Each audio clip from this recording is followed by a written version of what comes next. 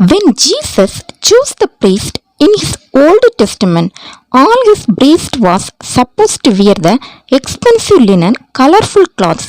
They were not supposed to wear ordinary cotton cloths. நம்மளுடைய உடை strength and dignity கொடுக்கிறதா இருக்கணும்.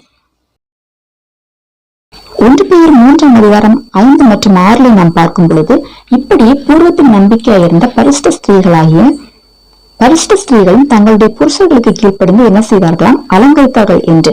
அந்தபடி சாராள் ஆபிரகாமை ஆண்டவன் என்று சொல்லி அவனுக்கு கீழ்ப்படிந்திருந்தார். அதாவது பழைய ஏற்பாட்டு காலம், அதாவது பூர்வத்துல என்ன பண்ணாங்க, தேவன் மேல் நம்பிக்கையா இருந்தாங்க.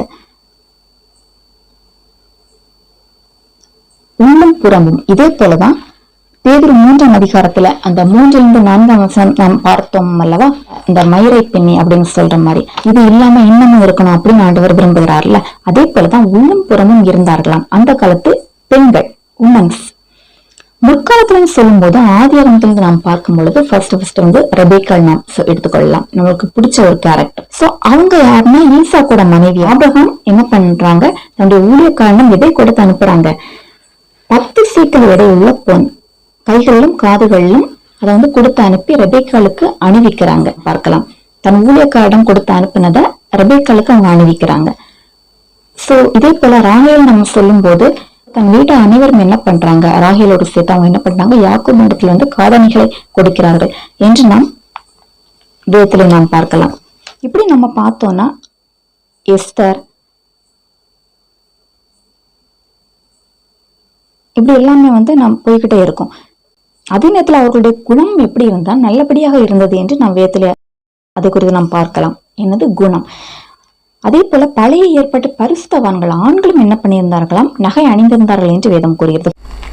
ஃபார் எக்ஸாம்பிள் ஆதியாகமம் 41ஆம் அதிகாரம் 42 நாம் பார்க்கும் பொழுது யோசேப்பு எப்படி பார்வோன் தன் கையில் போட்டிருந்த தன் முத்திரை மோதிரத்தை கழற்றி அதை யோசேப்பின் கையிலே போட்டு மெல்லிய வஸ்திரங்களை அவனுக்கு உடுத்தி பொன் சரப்பணியை அவன் கழுத்திலே தரிக்கிறான். அவன் என்ன செய்கிறான், அவன் தன்னுடைய மோதிரத்தை கழற்றி அதை யோசேப்புக்கு கையிலே போட்டு மெல்லிய வஸ்திரத்தை அவனுக்கு தரித்து உடுத்துவித்தான்.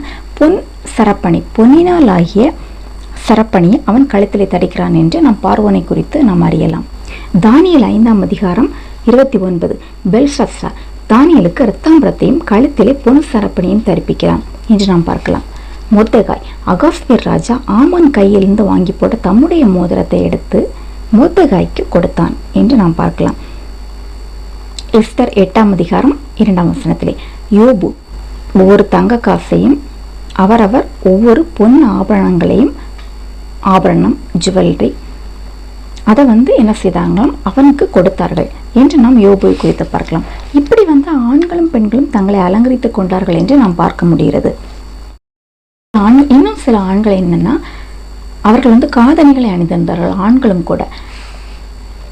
அது என்னன்னு பார்த்தீங்கன்னா, யாத்திராகம் 32ஆம் அதிகாரம் 2 நாம் பார்க்கும் பொழுது இஸ்ரவேல் மக்கள் வந்து மோசே வராத கண்டு ஆரோனிடம் போய் சொன்னாங்கல்ல, எங்களுக்கு ஒரு தெய்வத்தை உண்டு பண்ண வேண்டும் என்று. அப்போ அதற்கு ஆரோன் என்ன சொன்னா, அவங்க கிட்ட உங்கள் குமாரர் மற்றும் குமாரத்திகளுடைய காதணிகளை என்னிடத்தில் கொண்டு வாங்கள் என்று. அப்போ அதுல யார் யாரெல்லாம் குமாரர் மற்றும் குமாரத்திகளுடைய காதணிகள். ஸோ அப்போ என்னது, ஆண்களும் என்ன செய்திருந்தார்கள், காதணிகளை போட்டிருந்தார்கள் என்று நம்ம இதில் தெரிந்து கொள்ளலாம். ஸோ அதே போல கிதியோன் அவங்களோட ஸ்டோரியில் நம்ம பார்க்கும்போது நியாயாதிபதிகளில் வரும். கிதியோன் வந்து ஒரு முறை ஒரு சம்பவத்தில் வந்து கடுக்கன்களை எல்லாம் என்கிட்ட கொண்டு வாங்க ஒரு இதில் நம்ம வந்து பார்க்கலாம் நியாயாதிபதிகள் புஸ்தகத்தில். இப்படி ஆண்களும் பெண்களும் என்ன செஞ்சாங்களாம், தங்களை அலங்கரித்துக் கொண்டார்கள் என்று நாம் பார்க்க முடிகிறது. தாம் அணிவித்த அணிகலன்களை ஆண்டு வந்து கலக்க சொன்னார் அப்படின்னு நம்ம பார்த்தோம், அப்படிதானே. அதே போல இன்னொரு இடம் பைபிள்ல கூறப்பட்டுள்ளது. அது எந்த இடம் தெரியுமா ஃப்ரெண்ட்ஸ்? ஏசாயா 3ஆம் அதிகாரத்திலே ஏசாயா தீர்க்கதரிசி எருசலேமையும் யூதாவையும் கண்ட தரிசனத்திலே ஆண்டவர் என்ன சொல்றார், சீயோன் குமாரத்திகள் எப்படி இருக்கிறார்களாம் பார்த்தீங்களா, எருசலேமையும் அங்குள்ள நகரத்தையும் மக்களையும் குறித்து ஆண்டவர் என்ன சொல்றாரு, இதை சொல்றாரு. சீயோன் குமாரத்திகள் என்ன பண்றாங்க, அவர்கள் கர்த்தரை நம்பாமல் மனுஷனை நம்பி, ஃபர்ஸ்ட்லேருந்து நீங்கள் அதை வாசித்து பார்த்தீங்கன்னா தெரியும், விக்கிரகங்களை உண்டாக்கி பணிந்து கொண்ட காரணத்தினால் என் ஜனங்கள் உணர்வில்லாமல் இருந்தார்கள், மேட்டிமையான கண்களோடு அவர்கள் திகழ்ந்தார்கள் என்று சீயோன் குமார்த்திகளை குறித்து ஆண்டவர் கூறுகிறார். அவர்கள் எப்படி இருந்தாங்களாம்? மேட்டிமையான கண்களோடு அந்த பெருமையோடு அவர்கள் திகழ்ந்தார்கள் என்று. அதனால் தான் ஆண்டவர் என்ன தண்டனை அவர்களுக்கு கொடுக்கிறார்? சீயோன் குமார்த்திகளுக்கு சொல் என்று ஏசாயா அதே 3ஆம் அதிகாரத்திலே 16ஆம் வசனத்திலிருந்து நாம் பார்க்கும் பொழுது, சீயோன் குமார்த்திகள் அகந்தையாயிருந்து கழுத்தை நெறித்து நடந்து கண்களால் மறுபடி பார்த்து ஒய்யாரமாய் நடந்து தங்கள் கால்களில் சிலம்போலிக்க திரிகிறார்கள். ஆதலால் ஆண்டவர் என்ன சொல்கிறார்? சீயோன் குமாரத்தின் உச்சந்தலையை மொட்டையாக்குவார், அந்நாளில் அவர்கள் மானத்தை குலைப்பார்.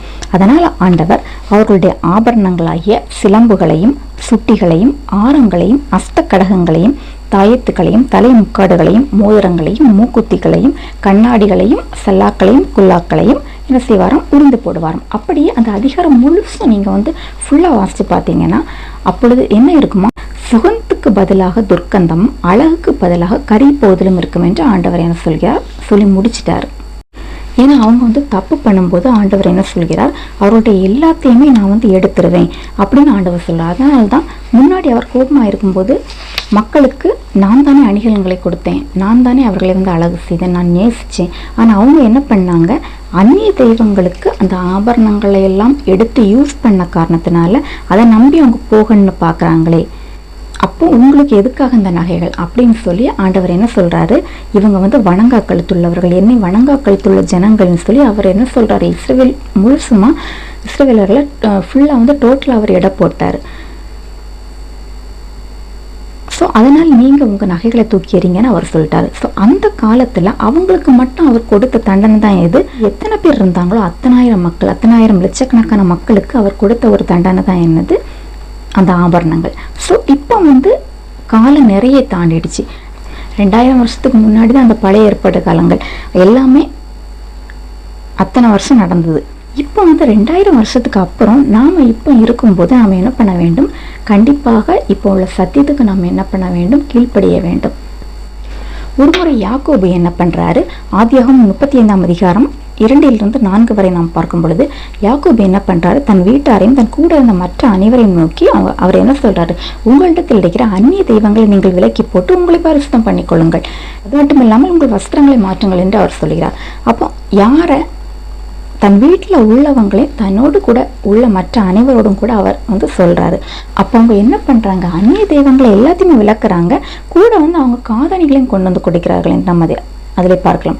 காதணிகளை கொடுக்கறதுக்கு என்ன காரணம் அப்படின்னு நாம் சற்று யோசிக்க வேண்டும். யாக்கோபு நகைகளை கழட்ட சொல்லவில்லை, அந்நிய தெய்வங்களை அகற்றி உடைகளை தான் மாற்ற சொன்னார். ஸோ கம்மல்களை அகற்றிய காரணம் என்ன? அதில் ஒருவேளை பொருள் தெய்வங்களுடைய வடிவமைப்புகள் இருந்திருக்கக்கூடும். ஸோ அதனால தான் யாக்கோபு என்ன சொல்கிறார்? நீங்கள் எல்லாத்தையுமே சுத்தம் பண்ணி உங்கள் வஸ்திரத்தை எல்லாம் மாற்றுங்கள்னு யாக்கோபு சொல்கிறார்.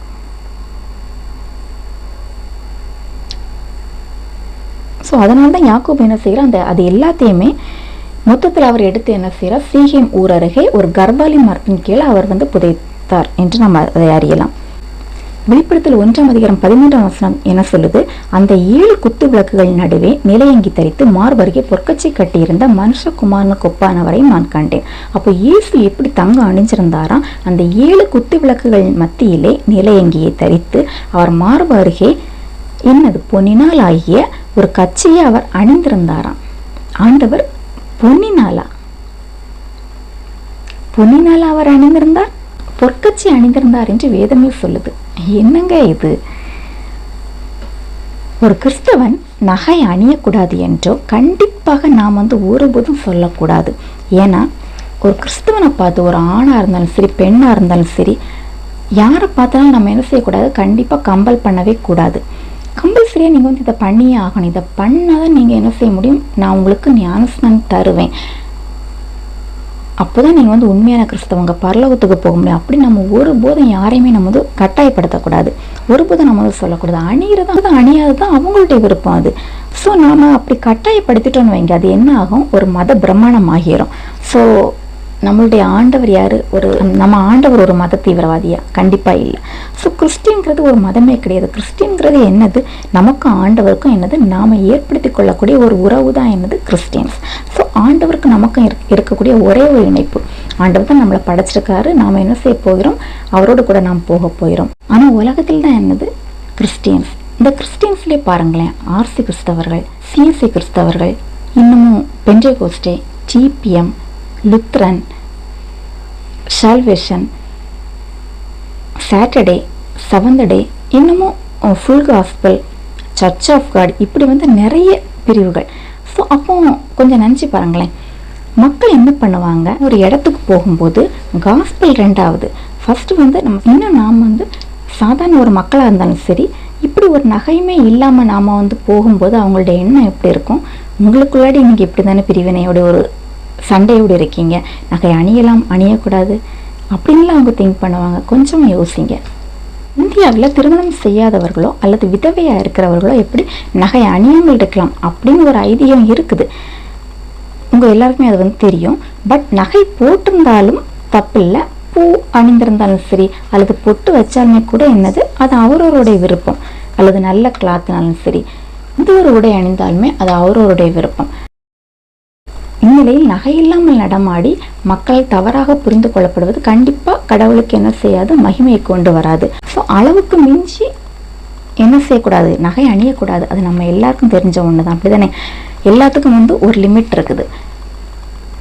அது நகையாக இருந்தாலும் சரி, அல்லது வேதமாக இருந்தாலும் சரி, வேதத்தில் உள்ள வியாக்கியானங்கள், வேதத்தில் உள்ள வசனங்களை தியானிக்கிறதுனாலும் சரி, எல்லாத்துக்குமே ஆண்டவர் என்ன செஞ்சிருக்காரு, ஒவ்வொரு லிமிட் வச்சிருக்கிறாரு. ஸோ மறைவானவை வந்து கர்த்தருக்குரியவை அப்படின்னு ஆண்டவர் வந்து நல்லவற்றை தெரிந்து கொள்ளுங்கள்னு சொல்லியிருக்கிறார். நலமாக நீங்கள் பிடித்துக் கொள்ளுங்கள். இந்த உலகத்தில் வந்து நம்மளோட புத்திக்கு அதிகமாக நம்ம எதையுமே சிந்திக்கக்கூடாது. எல்லாத்துக்குமே ஒரு லெவல் இருக்குது, எல்லாத்துக்குமே கட்டுப்பாடு வச்சிருக்கிற. அளவுக்கு மிஞ்சி போனால் என்னது, அமிர்தம் நஞ்சுன்னு தான் நாம் அறியலாம். அதே போல் நகையை அகற்றினால்தான் பரலோகம் போக முடியும் என்று நாம் என்ன செய்யக்கூடாது, ஒருவரும் சட்டம் இயற்றக்கூடாது. ஏன்னா பரலோகத்தில் தரை எப்படி இருக்குமா, தங்கமயமாக தான் இருக்கும். தங்கமயமாக இருப்பது மட்டுமல்ல, நம்மளுடைய தலையிலும் என்னது, தங்க கிரீடம் சூட்டப்படும் என்று வேதம் கூறுகிறது. வெளிப்படுத்துதல் 4ஆம் அதிகாரம் 4ஆம் வசனத்தில் நாம் பார்க்கும் பொழுது, அந்த சிங்காசனத்தை சூழ 24 சிங்காசனங்கள் இருந்தன. சிங்காசனத்தை சூழ 24 சிங்காசனங்கள் இருந்தன.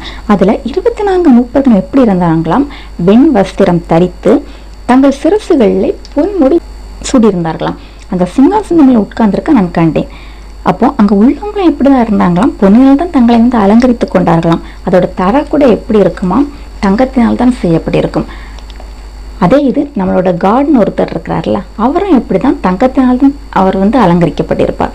ஸோ அதனால தான் அவர் என்ன செய்கிறார், நம்முடைய மக்கள் என்ன பண்ணியிருக்கிறார், அவர் பூமியில் நம்ம மக்களுக்கு வந்து நகைகளை கொடுத்து, என்னோட மக்கள் வந்து சிறப்பாக இருக்கணும், என்னோட மக்கள் வந்து எனக்கு மகிமை சேர்க்கணும், மக்கள் முன்னாடி என்னோட மக்கள் சிறப்பாக திகழணும் அப்படின்னு சொல்லி ஆண்டவர் கண்டிப்பாக விரும்புவார். இதை நான் ஏற்கனவே why take a bath before going to church இதில் வந்து நான் மென்ஷன் பண்ணியிருப்பேன், சொல்லியிருப்பேன். ஏன் நம்ம குளிக்காமல் நம்ம வந்து சர்ச்சுக்கு போக முடியாதா? ஹிந்துஸ்லாம் அவ்வளோ குளிச்சுட்டு அவ்வளோ பக்தியோடு வராங்களே, அப்போ நாம் ஏன் செய்யக்கூடாது? ஆண்டவர் எதிர்பார்ப்பார், நாம் சுத்தமாக இருக்கிறோமா, பரிசுத்தமாக இருக்கிறோமா? பரிசுத்தம் ஃபஸ்ட்டு எதிர்பார்ப்பார், இரண்டாவது சுத்தத்தை எதிர்பார்ப்பார். புரியுதில்ல உங்களுக்கு? உள்ளம் அலங்காரமாக இருக்கணும், வெளிப்புறம் இப்படி அலங்காரமாக இருக்கணும். ஆனால் ஃபஸ்ட்டு என்னது, அவர் ஆத்மாவை தான் அவர் வந்து பார்ப்பார். ஆத்மா சுத்தமாக இருந்தால் எவ்ரி திங் இஸ் கரெக்ட். அன்புங்கிற ஒன்று தான், அதான் ஆண்டவர் என்ன சொல்லியிருக்கிறார் பைபிளில், விசுவாசம், நம்பிக்கை, அன்பு, இம்மூன்று நிலைத்திருக்கிறது. இவைகள் என்னது, அன்பு தான் பெரியது, அதுதான் என்னது சிறந்தது, அதுதான் உயர்ந்தது. 1 கொரிந்தியர் 6:20 என்ன வசனம் சொல்லப்பட்டுள்ளது? 1 கொரிந்தியர் 6:20, கிரயத்துக்கு கொல்லப்பட்டீர்களே, ஆகையால் தேவனுக்கு உடையவைகளாகிய உங்கள் சரீரத்தினாலும் உங்கள் ஆவியினாலும் தேவனை மகிமைப்படுத்துங்கள் என்று. அப்போ நம்முடைய சரீரத்தினால் நாம் என்ன செய்ய வேண்டும், தேவனை மகிமைப்படுத்துகிற பிள்ளைகளாக நாம் வாழ வேண்டும். அதாவது நம்முடைய சரீரங்களினால் நாம் தேவனை கனம் பண்ண வேண்டும் என்று ஆண்டவர் நமக்கு கற்றுக் கொடுக்கிறார். So which is the matter? One of the horrible myths of Christianity is believing Christianity is poor. அதாவது இப்போ உங்களுக்கு புரிஞ்சிருக்கும்னு நினைக்கிறேன். கிறிஸ்தவத்தோட கொடூரமான கட்டுக்கதைகளில் ஒன்று என்னதுதான், கிறிஸ்தவம் ஏழை என்று மதிப்பிடுவது. நாம் வந்து எப்போவுமே ஐஸ்வர்யவான்கள் தான். எப்படி, நம்ம கிட்ட உள்ள பொருள் வந்து நம்மளோடு இருக்கிற வரைக்கும், ஆண்டவர் நமக்கு கொஞ்சம் தந்திருந்தாலும் சரி, அதிகமாக தந்திருந்தாலும் சரி, இல்லை நம்ம வந்து பணக்காரங்களா இருந்தாலும் சரி, ஆண்டவர் என்ன சொல்கிறாரு, கொஞ்சம் பொருளும் நீ வந்து என்ன செய்யணுமா, சந்தோஷப்படு, உனக்கு வந்து ஒண்ணுமே இல்லைன்னு சொல்லாத. உள்ளவனுக்கு தான் அவர் என்ன செய்வார், கொடுப்பார். உள்ளவனுக்கு கொடுக்கப்படும், இல்லாதவனிடமிருந்து உள்ளதும் எடுத்துக்கொள்ளப்படும் என்றுதான் நாம் வசனத்தில் நாம் வாசிக்கலாம். உனக்கு இருக்குதா, அதை நீயும் வச்சுக்க, நீ பிறருக்கும் வந்து என்ன பண்ணு, கொடுத்து ஹெல்ப் பண்ணு. ஸோ உங்ககிட்ட இருக்கும்போது அது இல்லைன்னு சொல்லிக்கிட்டு நீ வந்து யாருக்குமே கொடுக்காம இருந்தேன்னா அவர் என்ன செய்வார், உங்ககிட்ட இருக்கிற கொஞ்சம் பொருளை அவர் என்ன செய்வார், எடுத்துருவேன் அப்படின்னு தான் ஆண்டவர் வந்து வேதத்தில் குறிப்பிடுகிறார். அதே நேரத்தில் மற்றவங்களுக்கு நீ வந்து இல்லைன்னு சொல்லக்கூடாது, புரியுதில்ல? அதுதான் வந்து இந்த வசனத்தோட மீனிங். ஸோ ஆண்டவர் வந்து கொடுத்துட்டேன்னு சொல்கிறாரு. நகையானாலும் சரி, அது பொருளாக இருந்தாலும் சரி, ஆண்டவர் என்னது, ஆண்டவர் நான் உனக்கு கொடுத்துட்டேன்னு சொல்கிறாரு. ஸோ நாம் என்ன செய்வோம், இதெல்லாம் வந்து வேண்டாம் அப்படின்னு ஒதுக்கிட்டோனாலே நாம் என்ன செய்வோம், நாமே வஞ்சிக்கிறவர்களாக தான் நம்ம வந்து காணப்படுவோம். ஸோ தந்தம் இல்லைன்னு சொல்லிட்டீங்கன்னா, அல்லது போடக்கூடாது அப்படின்னு ஒதுக்கி வச்சுட்டிங்கன்னா, அந்த பதிலை வந்து நம்ம தெரிஞ்சு நம்ம தப்பு செஞ்சால் அவர் இருக்கிறதையும் எடுத்து விடுவார். ஸோ சத்தியம் வந்து இதுதான். தெரிஞ்ச பிறகு நம்ம என்ன செய்யக்கூடாது, தப்பு பண்ணக்கூடாது. சத்தியத்துக்கு நம்ம என்ன செய்ய வேண்டும், கீழ்ப்படிய வேண்டும். சத்தியம் இதுதான் அப்படி நம்ம தெரிஞ்ச பிறகு நம்ம தப்பு பண்ணால், ஆண்டவர் என்ன சொல்லியிருக்காரு, ஒரு வசனத்தில் குறிப்பிட்டிருக்காரு, அறிந்த பிறகு நாம் தப்பு பண்ணியாச்சுன்னா அதை விட செலுத்தத்தக்க வேறொரு பலி இனி இராமல். ஸோ இப்போ உங்களுக்கு புரிஞ்சிருக்கும்னு நினைக்கிறேன். நகையை கழட்டி தீர வேண்டும் அப்படின்னு சொல்லி அவங்க என்ன பண்ணுவாங்களாம், ஆங்கில கலாச்சாரத்தை வந்து அவங்க பின்பற்றுவார்கள் இங்குள்ள மக்கள். ஆனால் ஒன்று தெரியுமா, இங்கிலாந்துக்கு முன்னாடி இந்தியாவுக்கு தான் என்னது ஃபஸ்ட்டு சுவிசேஷம் வந்து அறிவிக்கப்பட்டது. யார் மூலமாக, தோமா மூலமாக. ஸோ வேதம் தான் என்னது, நம்மளுடைய ரோல் மாடல். வேதத்தின்படியே நாம் வாழ கற்றுக்கொள்ள வேண்டும். நம்முடைய ஆண்டவர் தான் என்னது, நமக்கு ரோல் மாடல். அப்போ ஆங்கிலேயுடைய கொள்கையை வந்து நம்ம வந்து பின்பற்றவே கூடாது. ஃபாரினர்ஸ் என்ன பண்ணுவாங்க, எப்படி இருப்பாங்க, அவங்க யாருமே வந்து தங்கம் அணிய மாட்டாங்க. That's our culture. சம் கண்ட்ரீஸில் வந்து இருக்கலாம். அப்படின்னா அவங்களுடைய ட்ரெஸ்ஸிங் சென்ஸாக இருந்தாலும் சரி, எல்லாமே நாம் வந்து என்ன பண்ணியாகணும், அவங்கள போல தான் நம்ம வந்து மாறி ஆகணும். ஸோ நம்மளுடைய தமிழ் கலாச்சாரம் என்ன அப்படின்னு மட்டும் நம்ம வந்து பார்க்கணும். நம்மளுடைய தமிழ் கலாச்சாரம் என்ன, அதுக்கேற்ற மாதிரி நம்ம வந்து மாற்றிக்கணும். சாரீ உடுக்கக்கூடாது, சாரீஸ் ஆர் நாட் அலோட் அப்படின்னு யாராவது சொல்கிறாங்களா? So nobody is not tell you. அதை பற்றி யாருமே வந்து சொல்ல போகிறதான் இல்லை. அதே போல் பட்டு சரி, அதுவாக இருந்தாலும் சரி, ஆங்கிலோட கல்ச்சரை வந்து நம்ம வந்து ஃபாலோ பண்ணுறோம். ஆனால் நம்மளுடைய தமிழ் பண்பாட்டு கலாச்சாரத்துக்கு நம்ம என்ன செய்ய மாட்டேங்கிறோம், உடன்பட மாட்டேங்கிறோம். ஸோ ஃபார் எக்ஸாம்பிள், விருந்தோம்பலாக இருந்தாலும் சரி, ஏசாயா 61 அதிகாரம் 10 நாம் பார்க்கும் பொழுது ஒரு வசனம் என்ன கூறப்பட்டுள்ளது, கர்த்தருக்குள் பூரிப்பாய் மகிழ்கிறேன், என் தேவனுக்குள் என் ஆத்துமா களிகூர்ந்திருக்கிறது என்று. மணவாளன் ஆபரணங்களினால் தன்னை அலங்கரித்துக் கொள்கிறதற்கும் மணவாட்டி நகைகளினால் தன்னை அலங்கரித்துக் கொள்கிறதற்கும் ஒப்பாக ஆண்டவர் என்ன செய்திருக்கிறார், எனக்கு ரட்சிப்பின் வஸ்திரங்களை உடுத்தி நீதியின் சால்வை எனக்கு தரித்தார் என்று. அப்படின்னா அவர் என்னை ரட்சித்து ரட்சிப்பின் வஸ்திரத்தை எனக்கு உடுத்தி என்னுடைய நீதிக்கேத்த சால்வையை ஆண்டவர் எனக்கு தரித்தார். அதாவது எதற்கு ஒப்பாக, மணவாளனுடைய ஆபரணங்களுக்கு ஒப்பாகவும் மணவாட்டி தன்னை அலங்கரிப்பதற்கு ஒப்பாகவும் அப்படின்னு ஏசாயாவை என்ன செய்கிறார், குறிப்பிடுகிறார். ஏசாயா அப்படின்னு நம்ம சொல்லும்போது அப்பவும் என்னது, நகை வந்து அக்செப்டாக தான் காணப்பட்டிருக்கு. ஸோ நாம் வந்து யாத்திராகமத்தை நம்ம வந்து பிடிக்கிறோம். யாத்திராகமத்தில் வந்து ஆண்டவர் வந்து இஸ்ரவேல் மக்கள் காந்தஸ்துக்கு போடிய வெள்ளை ஆண்டவர் கல்ற சொல்லிட்டார் நம்ம நினைக்கிறோம். ஸோ அதுக்கப்புறம் பாருங்களேன், அதுக்கப்புறம் தான் ஏசாயா புக் எங்கே வருது, சங்கீதத்துக்கு அப்புறம். ஸோ அந்த தீர்க்கதரிசி அவங்க வந்து ஒன் ஆஃப் த ப்ராப்பர்ட். அவங்க என்ன சொல்கிறாங்க, மணவாளனுடைய ஆபரணங்களுக்கு ஒப்பாகும், மணவாட்டி தன்னை அலங்கரிப்பதற்கு ஒப்பாகும். ஸோ இதெல்லாம் ஆபரணங்கள் இதெல்லாம் வச்சு பார்க்கும்போது ஏசாயாவே என்னதான் குறிப்பிடுகிறார், ஆண்டவனுக்கு என்ன செய்தார், ரட்சிப்பின் வஸ்திரத்தை உடுத்தி எனக்கு நீதிக்கேற்ற சால்வி எனக்கு கொடுத்தார் என்று. ஸோ அதனால் நான் கர்த்தருக்குள் மகிழ்கிறேன், தேவனுக்குள் ஆத்துமா களிகூர்ந்திருக்கிறது என்று ஏசாயா குறிப்பிடுகிறார்.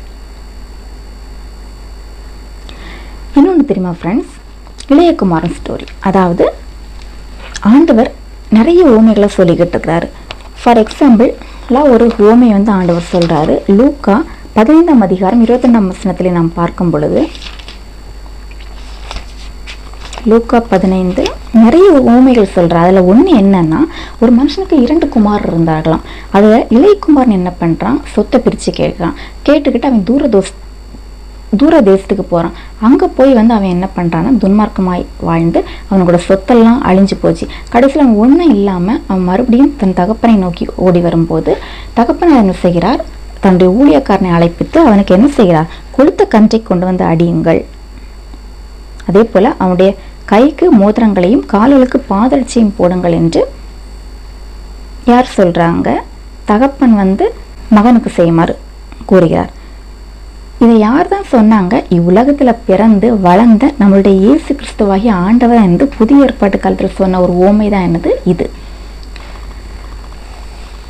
இதே போல தான் நம்மளுடைய ஆண்டவர் கூட நம்ம தவறு செய்யும்போது ஆண்டவர் என்ன செய்வார், அவர் நம்மளை பார்த்துக்கிட்டே இருப்பார், நம்ம கூட தான் இருப்பார். ஸோ நம்ம எப்போ திரும்பி வருவோன்னு அவர் எதிர்பார்ப்பார். வந்ததுக்கப்புறம் நமக்கும் அவர் என்ன தான் செய்வார், நம்மளை கட்டி அணைச்சி பிடிச்சி நமக்கு முத்தம் கொடுத்து ஆண்டவர் என்ன செய்வார், நமக்கும் இதை தான் செய்வார். மோதிரமாக இருந்தாலும் சரி அல்லது காப்பு பாதரட்சியாக இருந்தாலும் சரி அவர் நமக்கு எல்லாமே செய்வார் என்று நம் வேதத்தில் அவரை குறித்து நாம் பார்க்கலாம்.